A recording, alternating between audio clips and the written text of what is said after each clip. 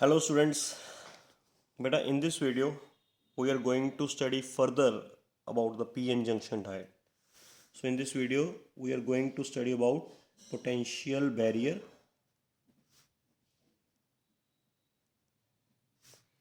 and depletion layer of p-n junction diet. ਬੇਟਾ peon junction diet ਬਾਰੇ ਮੈਂ ਤੁਹਾਨੂੰ ਲਾਸਟ ਵੀਡੀਓ 'ਚ ਦੱਸ ਚੁੱਕਿਆ ਪੀਐਨ ਜੰਕਸ਼ਨ ਡਾਇਟ ਕੀ ਹੁੰਦਾ ਹੈ, ਕੀ ਉਹਦਾ ਸਿੰਬਲ ਹੁੰਦਾ ਹੈ, ਕਿਵੇਂ ਪੀਐਨ ਜੰਕਸ਼ਨ ਡਾਇਟ ਫਾਰਮ ਹੁੰਦਾ ਹੈ। ਅੱਜ ਆਪਾਂ ਪੀਐਨ ਜੰਕਸ਼ਨ ਡਾਇਟ ਦੀ ਇੰਟਰਨਲ ਚੀਜ਼ਾਂ ਬਾਰੇ ਸਟੱਡੀ ਕਰਾਂਗੇ ਵੀ ਉਹਦੀ ਡਿਪਲੀਸ਼ਨ ਲੇਅਰ ਕਿਹਨੂੰ ਕਹਿੰਦੇ ਨੇ, ਉਹਦਾ ਪੋਟੈਂਸ਼ੀਅਲ ਬੈਰੀਅਰ ਕੀ ਹੁੰਦਾ ਹੈ, ਇਹਨਾਂ ਦੋਨਾਂ ਦਾ ਕੀ ਰੋਲ ਹੁੰਦਾ, ਇਹ ਸਾਰਾ ਡਿਸਕਸ ਕਰਾਂਗੇ ਆਪਾਂ। ਕਲੀਅਰ? ਤਾਂ ਪਹਿਲਾਂ ਆਪਾਂ P type material and N type material मतलब पी एन जंक्शन डायट बना लेने वाले। Okay, P type material, N type material, this one is junction. P type material majority charge carriers holes होंगे होंगे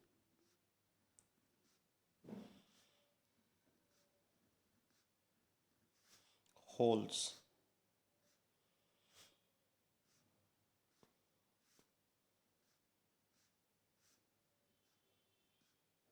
एंड एन टाइप च majority charge carriers electrons होंगे होंगे ने, थोनू पता ही है इलैक्ट्रॉन्स।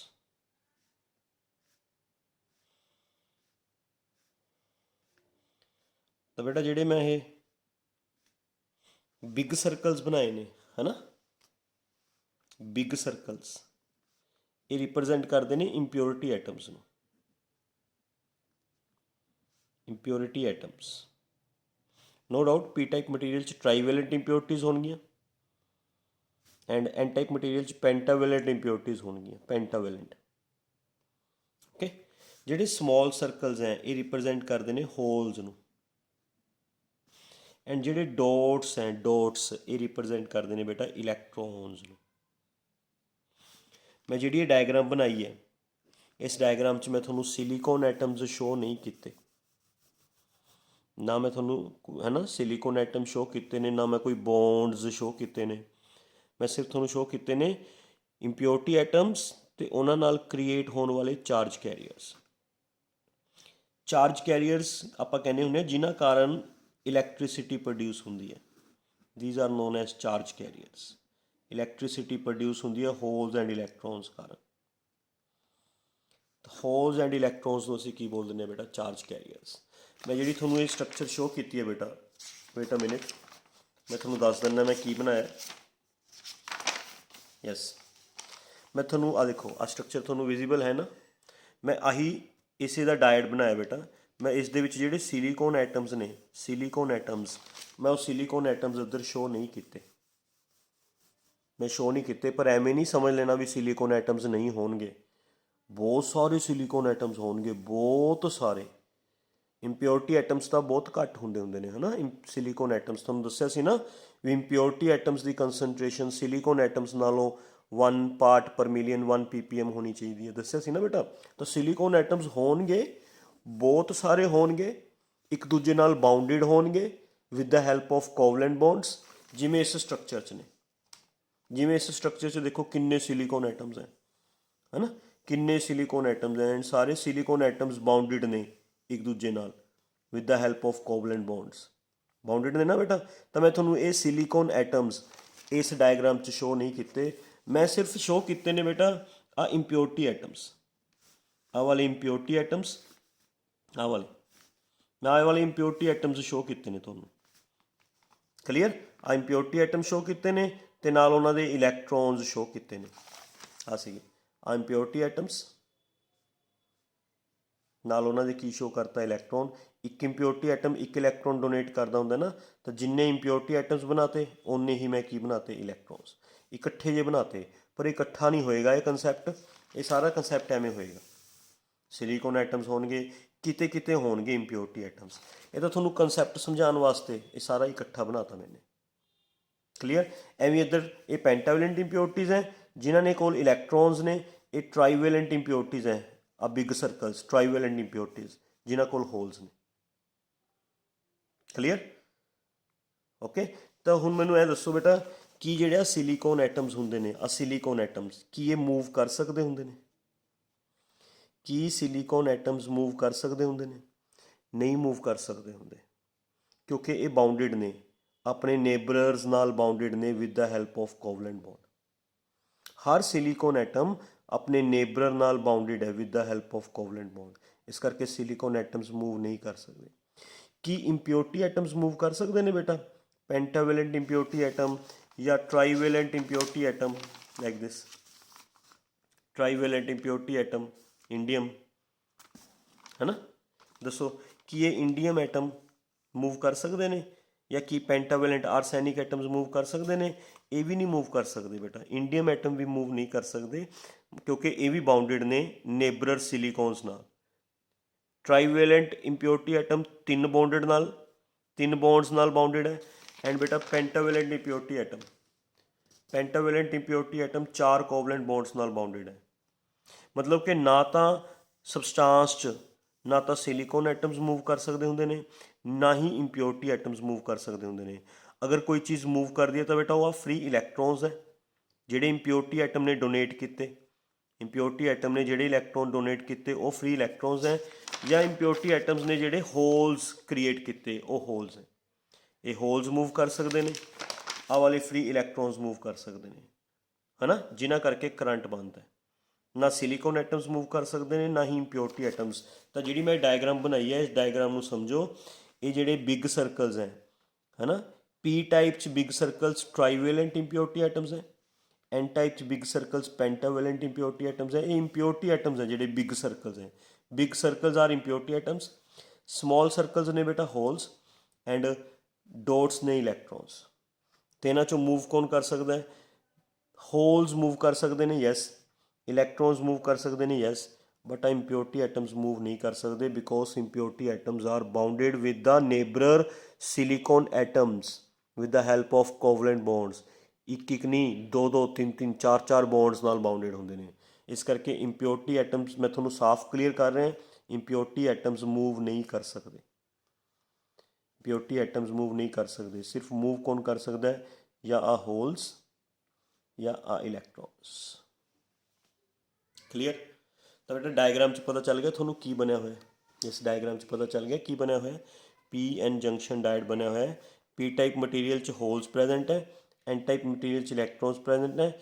ਨਾਲ ਮੈਂ ਤੁਹਾਨੂੰ ਸ਼ੋਅ ਕੀਤੇ ਹੋਏ ਨੇ ਉਹਨਾਂ ਦੇ ਇੰਪਿਓਰਟੀ ਐਟਮਸ। ਹੁਣ ਕੀ ਹੋਏਗਾ? ਪੀ ਟਾਈਪ 'ਚ ਹੋਲਸ ਨੇ ਬੇਟਾ, ਹੋਲਸ ਕੈਰੀਜ਼ ਪੋਜ਼ਿਟਿਵ ਚਾਰਜ, ਹੈ ਨਾ। ਪੋਜ਼ਿਟਿਵਲੀ ਚਾਰਜ ਹੋਲਸ ਨੂੰ ਰਿਪੈਲ ਕਰਨਗੀਆਂ, ਅਤੇ ਜਿਹੜਾ ਇਲੈਕਟ੍ਰੋਨਸ ਹੈ ਇਹ ਪੋਜ਼ਿਟਿਵਲੀ ਚਾਰਜ ਹੋਲਸ ਨੂੰ ਅਟਰੈਕਟ ਕਰਨਗੇ।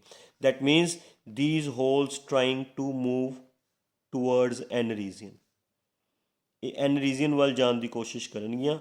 ਪੋਜ਼ਿਟਿਵਲੀ ਚਾਰਜ ਹੋਲਸ ਨੂੰ ਰਿਪੈਲ ਕਰਨਗੀਆਂ, ਐਂਡ ਇਹ ਇਲੈਕਟ੍ਰੋਨਸ ਜਿਹੜੇ ਹੈਗੇ ਨੇ ਇਲੈਕਟ੍ਰੋਨਸ ਇਹ ਪੋਜ਼ਿਟਿਵਲੀ ਚਾਰਜ ਹੋਲਸ ਨੂੰ ਅਟਰੈਕਟ ਕਰਨਗੇ। ਦੈਟਸ ਵਾਈ ਜਿਹੜੀਆਂ ਹੋਲਸ ਨੇ ਇਹ ਪੀ ਟਾਈਪ ਤੋਂ ਐਨ ਰੀਜਨ ਵੱਲ ਜਾਣ ਦੀ ਕੋਸ਼ਿਸ਼ ਕਰਨਗੀਆਂ।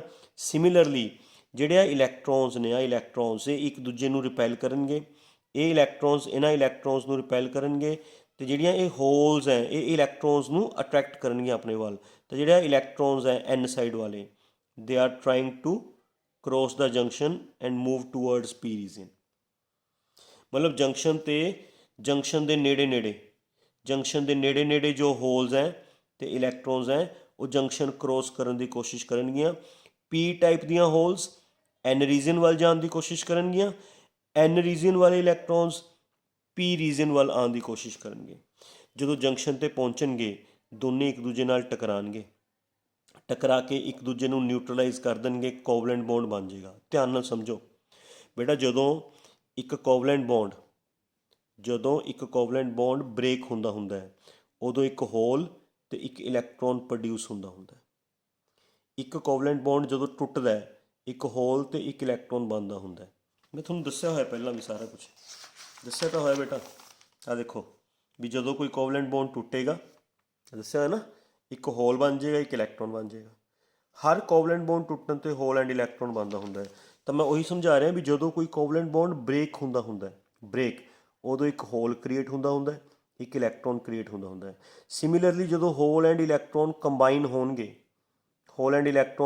ਹੋਣਗੇ, hole carries positive charge, electron carries negative charge, charge ਦੋਨਾਂ 'ਤੇ ਸੇਮ ਹੁੰਦਾ, ਇਹ ਇੱਕ ਦੂਜੇ ਨੂੰ ਨਿਊਟਰਲਾਈਜ਼ ਕਰ ਲੈਣਗੇ, ਹੋਲ ਖਤਮ ਹੋ ਜਾਏਗਾ, ਇਲੈਕਟ੍ਰੋਨ ਖਤਮ ਹੋ ਜਾਏਗਾ, ਕੋਵਲੈਂਟ ਬੌਂਡ ਬਣ ਜਾਏਗਾ, ਹੈ ਨਾ। ਤਾਂ ਸਿਮਿਲਰਲੀ ਜਦੋਂ ਆ ਜੰਕਸ਼ਨ 'ਤੇ ਹੋਲਸ ਐਂਡ ਇਲੈਕਟ੍ਰੋਨਸ ਕ੍ਰੋਸ ਹੋ ਰਹੇ ਹੁੰਦੇ ਨੇ, ਤਾਂ ਹੋਲ ਇਲੈਕਟ੍ਰੋਨਸ ਨਾਲ ਟਕਰਾ ਕੇ ਦੋਨੇ ਪਾਰਟੀਕਲਸ ਇੱਕ ਦੂਜੇ ਨੂੰ ਨਿਊਟਰਲਾਈਜ਼ ਕਰ ਲੈਂਦੇ ਨੇ, ਹੋਲ ਵੀ ਖਤਮ ਹੋ ਜਾਂਦਾ, ਇਲੈਕਟ੍ਰੋਨ ਵੀ ਖਤਮ ਹੋ ਜਾਂਦਾ, ਕੋਵਲੈਂਟ ਬੌਂਡ ਬਣ ਜਾਂਦਾ। ਹੁਣ ਬੇਟਾ ਇਸ ਇੰਪਿਓਰਟੀ ਐਟਮ ਨੇ ਆਪਣਾ ਇਲੈਕਟ੍ਰੋਨ ਡੋਨੇਟ ਕਰਤਾ, ਇਹ ਵਾਲੇ ਇੰਪਿਓਰਟੀ ਐਟਮ ਨੇ ਆਪਣਾ ਇੱਕ ਇਲੈਕਟ੍ਰੋਨ ਡੋਨੇਟ ਕਰਤਾ। ਡੋਨੇਟ ਕਰਨ 'ਤੇ ਬੇਟਾ ਇਸ 'ਤੇ ਕਿਹੜਾ ਚਾਰਜ ਆ ਜਾਏਗਾ? Positive charge. ਐਂਡ ਇਹ ਵਾਲੇ ਇੰਪਿਓਰਟੀ ਐਟਮ ਨੇ ਇਹਦਾ ਇਲੈਕਟ੍ਰੋਨ ਅਸੈਪਟ ਕਰ ਲਿਆ, ਇਸ ਇੰਪਿਓਰਟੀ ਐਟਮ ਨੇ ਇਸ ਦਾ ਇਲੈਕਟ੍ਰੋਨ ਅਸੈਪਟ ਕਰ ਲਿਆ। ਅਸੈਪਟ ਕਰਨ 'ਤੇ ਇਸ 'ਤੇ ਕਿਹੜਾ ਚਾਰਜ ਆ ਜਾਏਗਾ? ਨੈਗੇਟਿਵ। ਜਿਵੇਂ ਇੱਥੇ ਹੋਇਆ ਬੇਟਾ, ਇੱਥੇ ਵੀ ਹੋਏਗਾ। ਆਹ ਹੋਲ ਅਤੇ ਆਹ ਇਲੈਕਟ੍ਰੋਨ, ਹੈ ਨਾ, ਇੱਕ ਦੂਜੇ ਨਾਲ ਟਕਰਾ ਕੇ ਨਿਊਟਰਲਾਈਜ਼ ਹੋ ਜਾਣਗੇ, ਕੋਵਲੈਂਟ ਬੌਂਡ ਬਣ ਜਾਏਗਾ। ਇਹਨੇ ਆਪਣਾ ਇਲੈਕਟ੍ਰੋਨ ਡੋਨੇਟ ਕਰਤਾ, ਇਸ ਕਰਕੇ ਇਸ 'ਤੇ ਪੋਜ਼ਿਟਿਵ ਚਾਰਜ ਆ ਜਾਏਗਾ। ਇਹਨੇ ਉਹ ਇਲੈਕਟ੍ਰੋਨ ਅਸੈਪਟ ਕਰ ਲਿਆ, ਇਸ 'ਤੇ ਨੈਗੇਟਿਵ ਚਾਰਜ ਆ ਜਾਏਗਾ। ਸਿਮਿਲਰਲੀ ਇੱਥੇ ਵੀ ਹੋਏਗਾ, ਹੋਲ ਐਂਡ ਇਲੈਕਟ੍ਰੋਨ ਨਿਊਟਰਲਾਈਜ਼ ਹੋ ਜਾਣਗੇ, ਇੱਧਰ ਪੋਜ਼ਿਟਿਵ ਚਾਰਜ, ਇੱਧਰ negative charge, hole and electron neutralise ਹੋ ਜਾਣਗੇ, ਇੱਧਰ ਪੋਜ਼ਿਟਿਵ ਚਾਰਜ, ਇੱਧਰ ਨੈਗੇਟਿਵ ਚਾਰਜ। ਤਾਂ ਜੰਕਸ਼ਨ ਦੇ ਨੇੜੇ ਆ ਇੱਕ ਲੇਅਰ ਡਿਵੈਲਪ ਹੋ ਗਈ ਬੇਟਾ, ਦੇਖਿਓ ਆਹ ਵਾਲੀ ਲੇਅਰ, ਆਹ ਲੇਅਰ, ਜਿਸ ਲੇਅਰ ਦੇ ਵਿੱਚ ਕੋਈ ਹੋਲ ਅਤੇ ਕੋਈ ਇਲੈਕਟ੍ਰੋਨ ਨਹੀਂ ਹੈਗਾ, ਨਾ ਕੋਈ ਹੋਲ ਹੈ ਨਾ ਕੋਈ ਇਲੈਕਟ੍ਰੋਨ ਹੈ, ਮਤਲਬ ਚਾਰਜ ਕੈਰੀਅਰਸ ਪ੍ਰੈਜੈਂਟ ਨਹੀਂ ਹੈਗੇ, ਨਾ ਕੋਈ ਹੋਲ ਪ੍ਰੈਜੈਂਟ ਹੈ ਬੇਟਾ, ਨਾ ਕੋਈ ਇਲੈਕਟ੍ਰੋਨ ਪ੍ਰੈਜੈਂਟ ਹੈ। ਜਿਹੜੇ ਹੈਗੇ ਸੀ ਉਹ ਨਿਊਟਰਲਾਈਜ਼ ਹੋ ਗਏ, ਉਹਨਾਂ ਦੇ ਨਿਊਟਰਲਾਈਜ਼ ਹੋਣ ਕਰਕੇ ਇੱਕ ਪਾਸੇ ਨੈਗੇਟਿਵ ਚਾਰਜ ਕ੍ਰੀਏਟ ਹੋ ਗਿਆ, ਕਿਉਂਕਿ ਇਹਨਾਂ ਨੇ ਇਲੈਕਟ੍ਰੋਨਸ ਅਸੈਪਟ ਕੀਤੇ ਨੇ, ਅਤੇ ਇੱਧਰਲੀ ਸਾਈਡ ਪੋਜ਼ਿਟਿਵ ਚਾਰਜ ਕ੍ਰੀਏਟ ਹੋ ਗਿਆ, ਕਿਉਂਕਿ ਇਹ ਵਾਲੇ ਇੰਪਿਓਰਟੀ ਆਈਟਮਸ ਨੇ ਇਲੈਕਟ੍ਰੋਨ ਡੋਨੇਟ ਕੀਤੇ ਨੇ, ਹੈ ਨਾ। ਤਾਂ ਇਹ ਬਣ ਗਏ ਜਿਹੜੇ ਆ ਪੋਜ਼ਿਟਿਵ ਅਤੇ ਨੈਗੇਟਿਵ ਸਰਕਲਸ ਬਣੇ ਨੇ, ਪੋਜ਼ਿਟਿਵ, ਹੈ ਨਾ, and negative circles, these are charged immobile impurity atoms। Charge ਨੇ, ਚਾਰਜ ਹੈ ਇਹਨਾਂ 'ਤੇ, ਇਮੋਬਾਈਲ, ਮੂਵ ਨਹੀਂ ਕਰ ਸਕਦੇ, does not move, immobile, impurity atoms. ਇਹ ਇੰਪਿਓਰਟੀ ਐਟਮਸ ਹੈ ਜਿਹੜੇ ਮੂਵ ਨਹੀਂ ਕਰ ਸਕਦੇ, ਬਟ ਇਹਨਾਂ 'ਤੇ ਚਾਰਜ ਹੈ ਨਾ। ਇਹ ਚਾਰਜ ਕ੍ਰੀਏਟ ਹੋ ਜਾਂਦਾ ਬੇਟਾ। ਚਾਰਜ ਕਿਉਂ ਕ੍ਰੀਏਟ ਹੋਇਆ ਤੁਹਾਨੂੰ ਪਤਾ ਹੈ, ਬਿਕੋਜ਼ ਇਹਨਾਂ ਇੰਪਿਓਰਟੀ ਆਈਟਮਸ ਨੇ ਆਪਣਾ ਇਲੈਕਟ੍ਰੋਨ ਕੀ ਕੀਤਾ ਹੈ? ਡੋਨੇਟ। ਅਤੇ ਆਹ ਵਾਲੇ ਇੰਪਿਓਰਟੀ ਆਈਟਮਸ ਨੇ ਇਹਦੇ ਇਲੈਕਟ੍ਰੋਨਸ ਨੂੰ ਕੀ ਕੀਤਾ ਹੈ? ਅਸੈਪਟ। ਇਸ ਕਰਕੇ ਚਾਰਜ ਕ੍ਰੀਏਟ ਹੋ ਗਿਆ, ਹੈ ਨਾ। ਇਹ ਵਾਲਾ ਪੋਜ਼ਿਟਿਵ ਚਾਰਜ ਹੋਰ ਹੋਲਸ ਨੂੰ ਇੱਧਰ ਆਉਣ ਨਹੀਂ ਦਿੰਦਾ, ਇਹ ਪੋਜ਼ਿਟਿਵ ਚਾਰਜ ਇਹ ਸਾਰੀਆਂ ਹੋਲਸ ਨੂੰ ਰਿਪੈਲ ਕਰਕੇ ਰੱਖਦਾ, ਹੋਰ ਹੋਲਸ ਜੰਕਸ਼ਨ ਕਰੋਸ ਨਹੀਂ ਕਰ ਸਕਦੀਆਂ। ਸਿਮਿਲਰਲੀ ਜਿਹੜਾ ਨੈਗੇਟਿਵ ਚਾਰਜ ਹੈ ਇਹ ਹੋਰ ਇਲੈਕਟ੍ਰੋਨਸ ਨੂੰ ਜੰਕਸ਼ਨ ਕਰੋਸ ਨਹੀਂ ਕਰਨ ਦਿੰਦਾ, ਇਹ ਨੈਗੇਟਿਵ ਚਾਰਜ ਇਲੈਕਟ੍ਰੋਨਸ ਨੂੰ ਰਿਪੈਲ ਕਰਕੇ ਰੱਖਦਾ, ਇਹ ਪੋਜ਼ਿਟਿਵ ਚਾਰਜ ਹੋਲ ਨੂੰ ਰਿਪੈਲ ਕਰਕੇ ਰੱਖਦਾ। ਇਸ ਕਰਕੇ ਜੰਕਸ਼ਨ 'ਤੇ ਇੱਕ ਲੇਅਰ ਕ੍ਰੀਏਟ ਹੋ ਗਈ, ਜਿਸ ਲੇਅਰ ਦੇ ਵਿੱਚ ਸਿਰਫ ਚਾਰਜ ਇਮੋਬਾਈਲ ਇੰਪਿਓਰਟੀ ਐਟਮਸ ਪ੍ਰੈਜੈਂਟ ਹੈ, ਕੋਈ ਚਾਰਜ ਕੈਰੀਅਰ ਨਹੀਂ ਪ੍ਰੈਜੈਂਟ ਹੈਗਾ, ਕੋਈ ਹੋਲ ਜਾਂ ਕੋਈ ਇਲੈਕਟ੍ਰੋਨ ਨਹੀਂ। ਚਾਰਜ ਕੈਰੀਅਰ ਸਮਝਦੇ ਹੋ ਕਿਹਨੂੰ ਕਹਿੰਦੇ ਨੇ? ਚਾਰਜ ਕੈਰੀਅਰ ਇਹਨਾਂ ਨੂੰ ਨਹੀਂ ਕਹਿੰਦੇ ਚਾਰਜ ਕੈਰੀਅਰ ਵੀ ਇਹਨਾਂ 'ਤੇ ਚਾਰਜ ਹੈ, ਨਹੀਂ। ਚਾਰਜ ਕੈਰੀਅਰ ਕਹਿੰਦੇ ਨੇ ਜਿਨ੍ਹਾਂ ਕਰਕੇ ਕਰੰਟ ਬਣਦਾ ਹੈ। ਕਰੰਟ ਕਿਹਨਾਂ ਕਰਕੇ ਬਣਦਾ ਬੇਟਾ? ਸੈਮੀਕੰਡਕਟਰਸ 'ਚ ਹੋਲ ਐਂਡ ਇਲੈਕਟ੍ਰੋਨਸ। ਨਾ ਇੱਥੇ ਕੋਈ ਹੁਣ ਹੋਲ ਹੈ ਨਾ ਇਲੈਕਟ੍ਰੋਨਸ ਹੈ, ਫ੍ਰੀ ਇਲੈਕਟ੍ਰੋਨਸ, ਤਾਂ ਕੋਈ ਚਾਰਜ ਕੈਰੀਅਰ ਨਹੀਂ ਹੈਗਾ, ਸਿਰਫ ਚਾਰਜ ਇਮੋਬਾਈਲ ਇੰਪਿਓਰਟੀ ਐਟਮਸ ਪ੍ਰੈਜੈਂਟ ਹੈ। ਤਾਂ ਜਿਹੜੀ ਲੇਅਰ ਬਣਦੀ ਹੈ ਬੇਟਾ ਅਰਾਊਂਡ ਦਾ ਜੰਕਸ਼ਨ, ਆਹ ਵਾਲੀ ਲੇਅਰ, ਆਹ ਵਾਲੀ layer, this layer is known as depletion layer. ਇਸ ਲੇਅਰ ਨੂੰ ਡਿਪਲੀਸ਼ਨ ਲੇਅਰ ਕਹਿੰਦੇ ਨੇ। ਤਾਂ what is the definition of depletion layer? ਬੋਲੋ। ਡਿਪਲੀਸ਼ਨ ਲੇਅਰ ਦੀ ਡੈਫੀਨੇਸ਼ਨ ਕੀ ਬਣੇਗੀ ਬੇਟਾ?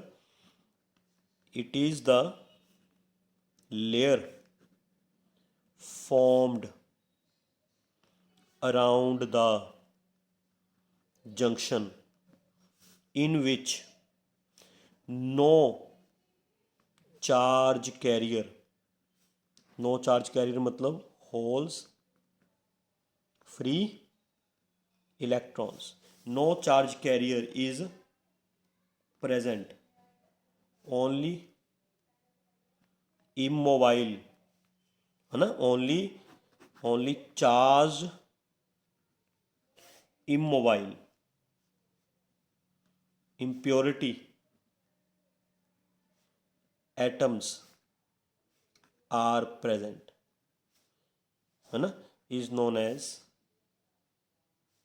डिप्लीशन लेयर, है ना। डिप्लीशन लेयर किस नूं कहंदे ने? एक लेयर ਜਿਹੜੀ ਜੰਕਸ਼ਨ ਦੇ ਅਰਾਊਂਡ ਬਣਦੀ ਹੈ, ਫੋਰਮਡ ਅਰਾਊਂਡ ਦਾ ਜੰਕਸ਼ਨ, ਇਨ ਵਿੱਚ ਕੋਈ ਚਾਰਜ ਕੈਰੀਅਰ ਨਹੀਂ ਹੁੰਦਾ, ਕੋਈ ਹੋਲ, ਕੋਈ ਫ੍ਰੀ ਇਲੈਕਟ੍ਰੋਨ ਨਹੀਂ ਹੁੰਦਾ, ਸਿਰਫ charge immobile impurity atoms are present, ਸਿਰਫ charge immobile impurity atoms present ਹੁੰਦੇ ਨੇ।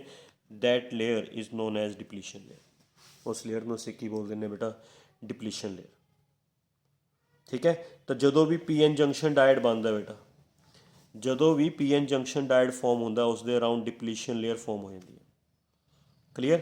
ਇਹ ਡਿਪਲੀਸ਼ਨ ਲੇਅਰ ਡਾਇਡ ਦੀ ਰੈਜ਼ਿਸਟੈਂਸ ਦਾ ਰੋਲ ਪਲੇ ਕਰਦੀ ਹੈ, ਰੈਜ਼ਿਸਟੈਂਸ ਆਫ ਡਾਇਡ। ਰੈਜ਼ਿਸਟੈਂਸ ਦਾ ਕੰਮ ਕੀ ਹੁੰਦਾ, ਮੈਨੂੰ ਸੋਚ ਕੇ ਦੱਸੋ। What is the work of resistance? Charge particles ਨੂੰ ਮੂਵ ਕਰਨ ਤੋਂ ਰੋਕਣਾ, ਅਪੋਜ਼ ਕਰਨਾ, ਵੀ ਕਰੰਟ ਪ੍ਰੋਡਿਊਸ ਨਾ ਹੋਵੇ, ਚਾਰਜ ਪਾਰਟੀਕਲਸ ਮੂਵ ਨਾ ਹੋਣ। That is the work of the resistance ਨਾ ਬੇਟਾ। ਇਹੀ ਕੰਮ ਹੁੰਦਾ ਨਾ ਰੈਜ਼ਿਸਟੈਂਸ ਦਾ, ਵੀ ਰੈਜ਼ਿਸਟੈਂਸ ਜਿਹੜੀ ਹੁੰਦੀ ਆ ਉਹ ਚਾਰਜ ਪਾਰਟੀਕਲਸ ਨੂੰ ਮੂਵ ਕਰਨ ਤੋਂ ਰੋਕਦੀ ਹੈ, ਉਹਨਾਂ ਨੂੰ ਕਰੰਟ ਪ੍ਰੋਡਿਊਸ ਕਰਨ ਤੋਂ ਰੋਕਦੀ ਹੈ। ਇੱਥੇ ਬੇਟਾ ਇਹ ਜਿਹੜੇ ਚਾਰਜ ਕੈਰੀਅਰਸ ਨੇ, ਹੋਲਸ ਅਤੇ ਇਲੈਕਟ੍ਰੋਨਸ, ਇਹਨਾਂ ਨੂੰ ਮੂਵ ਕਰਨ ਤੋਂ ਇਸ ਡਿਪਲੀਸ਼ਨ ਲੇਅਰ ਨੇ ਰੋਕਤਾ। ਪੋਜ਼ੀਟਿਵ ਚਾਰਜ ਇੰਪਿਓਰਟੀ ਆਈਟਮਸ ਨੇ ਹੋਲਸ ਨੂੰ ਰੋਕਤਾ, ਨੈਗੇਟਿਵਲੀ ਚਾਰਜ ਇੰਪਿਓਰਟੀ ਆਈਟਮਸ ਨੇ ਇਲੈਕਟ੍ਰੋਨਸ ਨੂੰ ਰੋਕਤਾ। ਹੋਰ ਹੋਲਸ ਅਤੇ ਇਲੈਕਟ੍ਰੋਨਸ ਪੀ ਐਨ ਜੰਕਸ਼ਨ ਦੇ ਅਰਾਊਂਡ ਮੂਵ ਨਹੀਂ ਕਰ ਸਕਦੇ due to this impurity charge impurity atoms ਕਾਰਨ। ਇਸ ਕਰਕੇ ਜਿਹੜੀ ਇਹ ਡਿਪਲੀਸ਼ਨ ਲੇਅਰ ਹੈ, ਇਹ ਡਾਇਡ ਦੀ ਰੈਜ਼ਿਸਟੈਂਸ ਦਾ ਰੋਲ ਪਲੇ ਕਰੇਗੀ, ਹੈ ਨਾ। ਜਿੰਨੀ ਇਹ ਵਾਈਡ ਹੋਏਗੀ, ਜਿੰਨੀ ਇਹ ਵਾਈਡ, ਇਹ ਵਾਲੀ ਡਿਪਲੀਸ਼ਨ ਲੇਅਰ ਜਿੰਨੀ ਵਾਈਡ ਹੋਏਗੀ, ਉਨੀ ਡਾਇਡ ਦੀ ਰੈਜ਼ਿਸਟੈਂਸ ਜ਼ਿਆਦਾ ਹੋਏਗੀ। ਜਿੰਨੀ ਇਹ ਡਿਪਲੀਸ਼ਨ ਲੇਅਰ ਥਿਨ ਹੋਏਗੀ, ਥਿਨ ਬਾਰੀਕ, ਜਿੰਨੀ ਇਹ ਬਾਰੀਕ ਹੋਏਗੀ, ਥਿਨ ਹੋਏਗੀ, ਉਨੀ ਰੈਜ਼ਿਸਟੈਂਸ ਘੱਟ ਹੋਏਗੀ। That means this depletion layer works as a resistance of diode.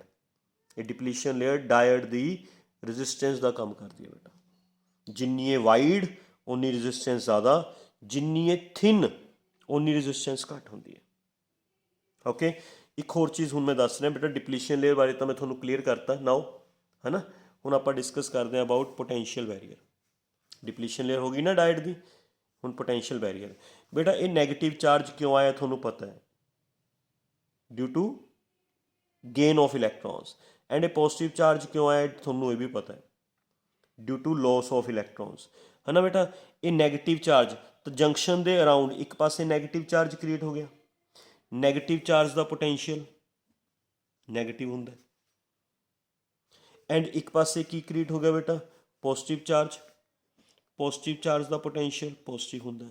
ਤਾਂ ਜੰਕਸ਼ਨ ਦੇ ਅਰਾਊਂਡ ਪੋਟੈਂਸ਼ੀਅਲ ਡਿਫਰੈਂਸ ਕ੍ਰੀਏਟ ਹੋ ਗਿਆ, ਹੈ ਨਾ। Potential difference of junction, junction ਦੇ ਅਰਾਊਂਡ ਪੋਟੈਂਸ਼ੀਅਲ ਡਿਫਰੈਂਸ ਕ੍ਰੀਏਟ ਹੋ ਗਿਆ, ਉਹ ਅਸੀਂ ਫਾਈਂਡ ਕਰ ਸਕਦੇ। ਦੇਖੋ V minus of minus V, it becomes 2v। ਜਿਹੜਾ ਇਹਨਾਂ ਇੰਪਿਓਰਟੀ ਐਟਮਸ ਕਾਰਨ ਪੋਟੈਂਸ਼ੀਅਲ ਡਿਫਰੈਂਸ ਕ੍ਰੀਏਟ ਹੋ ਗਿਆ ਜੰਕਸ਼ਨ ਤੇ, that is known as potential barrier, ਹੈ ਨਾ। Potential barrier,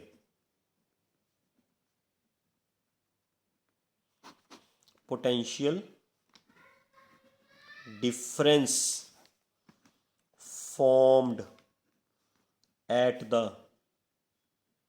junction due to charged immobile impurity atoms, है ना।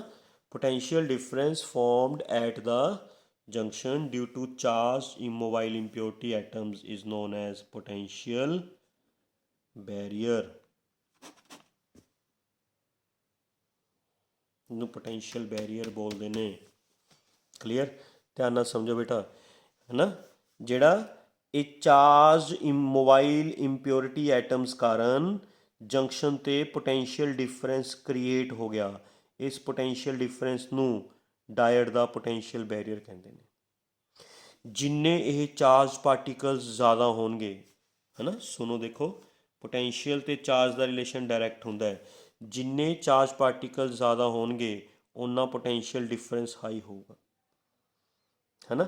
ਤਾਂ ਮਤਲਬ ਜਿੰਨਾ ਪੋਟੈਂਸ਼ੀਅਲ ਡਿਫਰੈਂਸ ਹਾਈ ਉਨੇ ਚਾਰਜ ਪਾਰਟੀਕਲ ਜ਼ਿਆਦਾ ਹੋਣਗੇ, ਹੈ ਨਾ। ਜਿੰਨੇ ਚਾਰਜ ਪਾਰਟੀਕਲ ਜ਼ਿਆਦਾ ਹੋਣਗੇ ਉਨੀ ਇਹ ਹੋਲਸ ਐਂਡ ਇਲੈਕਟ੍ਰੋਨਸ ਤੇ ਫੋਰਸ ਆਫ ਰਿਪਲਸ਼ਨ ਜ਼ਿਆਦਾ ਲਗਾਉਣਗੇ, ਮਤਲਬ ਉਹਨਾਂ ਹੋਲਸ ਐਂਡ ਇਲੈਕਟ੍ਰੋਨ ਨੂੰ ਜ਼ਿਆਦਾ ਰੋਕਣਗੇ। ਪੋਟੈਂਸ਼ੀਅਲ ਬੈਰੀਅਰ ਵੀ ਡਾਇਡ ਦੀ ਰੈਜ਼ਿਸਟੈਂਸ ਇੰਡੀਕੇਟ ਕਰਦਾ ਹੁੰਦਾ। potential barrier also indicates resistance of diode।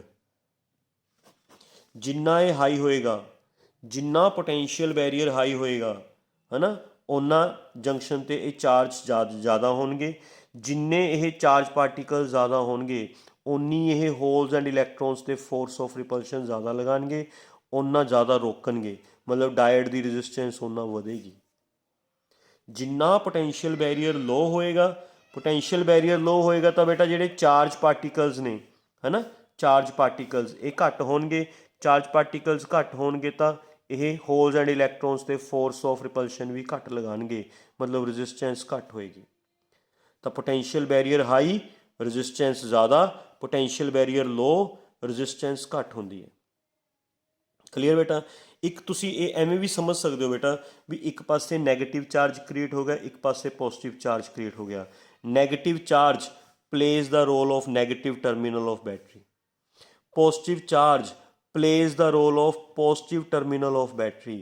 ਤਾਂ ਐਵੇਂ ਲਾ ਲਓ ਵੀ ਜੰਕਸ਼ਨ ਤੇ ਇੱਕ ਇਮੈਜਨਰੀ ਬੈਟਰੀ ਲੱਗੀ ਹੋਈ ਹੈ। ਆਪਾਂ ਨੂੰ ਦੇਖੋ ਪਤਾ ਵੀ ਇਹ ਨੈਗੇਟਿਵ ਚਾਰਜ ਕਿਉਂ ਆਇਆ, ਪੋਜ਼ਿਟਿਵ ਚਾਰਜ ਕਿਉਂ ਆਇਆ। ਨੈਗੇਟਿਵ ਚਾਰਜ ਆਇਆ due to gain of electrons, positive charge ਆਇਆ due to loss of electrons. ਕੋਈ ਬੈਟਰੀ ਤਾਂ ਨਹੀਂ ਲੱਗੀ, ਪਰ ਇਹ ਨੈਗੇਟਿਵ ਚਾਰਜ ਨੈਗੇਟਿਵ ਟਰਮੀਨਲ ਦਾ ਰੋਲ ਪਲੇ ਕਰੇਗਾ, ਪੋਜ਼ਿਟਿਵ ਚਾਰਜ ਪੋਜ਼ਿਟਿਵ ਟਰਮੀਨਲ ਦਾ ਰੋਲ ਪਲੇ ਕਰੇਗਾ। ਐਵੇਂ ਲੱਗੇਗਾ ਵੀ ਜੰਕਸ਼ਨ ਦੇ ਉੱਪਰ ਇੱਕ ਫਿਕਟੀਸ਼ੀਅਸ, ਇੱਕ ਇਮੈਜਨਰੀ ਬੈਟਰੀ ਲੱਗੀ ਹੋਈ ਹੈ। ਇਸ ਬੈਟਰੀ ਦਾ ਜਿੰਨਾ ਪੋਟੈਂਸ਼ੀਅਲ ਡਿਫਰੈਂਸ ਬਣੇਗਾ, ਇਸ ਬੈਟਰੀ ਦਾ ਜਿੰਨਾ ਪੋਟੈਂਸ਼ੀਅਲ ਡਿਫਰੈਂਸ ਬਣੇਗਾ ਤੁਸੀਂ ਉਸ ਨੂੰ ਪੋਟੈਂਸ਼ੀਅਲ ਬੈਰੀਅਰ ਦਾ ਨਾਮ ਦੇ ਸਕਦੇ ਹੋ। ਹੁਣ ਜਿੰਨੇ ਚਾਰਜ ਪਾਰਟੀਕਲ ਜ਼ਿਆਦਾ ਹੋਣਗੇ ਉਨਾ ਪੋਟੈਂਸ਼ੀਅਲ ਡਿਫਰੈਂਸ ਜ਼ਿਆਦਾ ਬਣੇਗਾ, ਉਨਾ ਪੋਟੈਂਸ਼ੀਅਲ ਬੈਰੀਅਰ ਹਾਈ। ਜਿੰਨਾ ਪੋਟੈਂਸ਼ੀਅਲ ਬੈਰੀਅਰ ਹਾਈ ਉਨੀ ਹੋਲਸ ਤੇ ਇਲੈਕਟ੍ਰੋਨਸ ਨੂੰ ਓਪੋਜੀਸ਼ਨ ਜ਼ਿਆਦਾ ਮਿਲੇਗੀ, ਮਤਲਬ ਰੈਜ਼ਿਸਟੈਂਸ ਜ਼ਿਆਦਾ ਮਿਲੇਗੀ। ਡਿਪਲੀਸ਼ਨ ਲੇਅਰ, ਉਨੀ ਡਿਪਲੀਸ਼ਨ ਲੇਅਰ ਹਾਈ ਹੋਏਗੀ। ਜਿੰਨਾ ਪੋਟੈਂਸ਼ੀਅਲ ਬੈਰੀਅਰ ਹਾਈ ਉਨੀ ਰੈਜ਼ਿਸਟੈਂਸ ਜ਼ਿਆਦਾ, ਹੈ ਨਾ।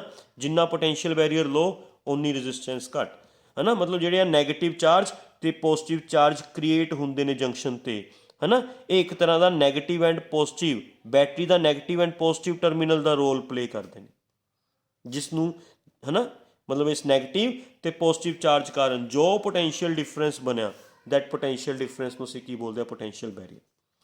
ਸੋ this is about the potential barrier and depletion layer of a P N junction diode ਬੇਟਾ। ਅੰਡਰਸਟੈਂਡ, ਸਮਝ ਗਏ। ਦੋਨੇ ਚੀਜ਼ਾਂ, ਪੋਟੈਂਸ਼ੀਅਲ ਬੈਰੀਅਰ ਵੀ, ਡਿਪਲੀਸ਼ਨ ਲੇਅਰ ਵੀ, ਇਹ ਤੁਹਾਨੂੰ ਡਾਇਡ ਦੀ ਰੈਜ਼ਿਸਟੈਂਸ ਦਾ ਰੋਲ ਪਲੇ ਕਰਵਾਉਂਦੀਆਂ ਨੇ ਬੇਟਾ, ਹੈ ਨਾ। ਸਮਝ ਗਏ। ਜਿੰਨਾ ਪੋਟੈਂਸ਼ੀਅਲ ਬੈਰੀਅਰ ਹਾਈ ਉਨੀ ਰੈਜ਼ਿਸਟੈਂਸ ਜ਼ਿਆਦਾ, ਜਿੰਨਾ ਪੋਟੈਂਸ਼ੀਅਲ ਬੈਰੀਅਰ ਲੋ ਉਨੀ ਰੈਜ਼ਿਸਟੈਂਸ ਘੱਟ। ਜਿੰਨੀ ਡਿਪਲੀਸ਼ਨ ਲੇਅਰ ਵਾਈਡ ਉਨੀ ਰੈਜ਼ਿਸਟੈਂਸ ਜ਼ਿਆਦਾ, ਜਿੰਨੀ ਡਿਪਲੀਸ਼ਨ ਲੇਅਰ ਲੋ ਥਿਨ, ਹੈ ਨਾ, ਉਨੀ ਰੈਜ਼ਿਸਟੈਂਸ ਘੱਟ। This is about the potential barrier and depletion layer of a P N junction diode. ਸਮਝ ਗਏ। Hope you understand very well. Thank you very much.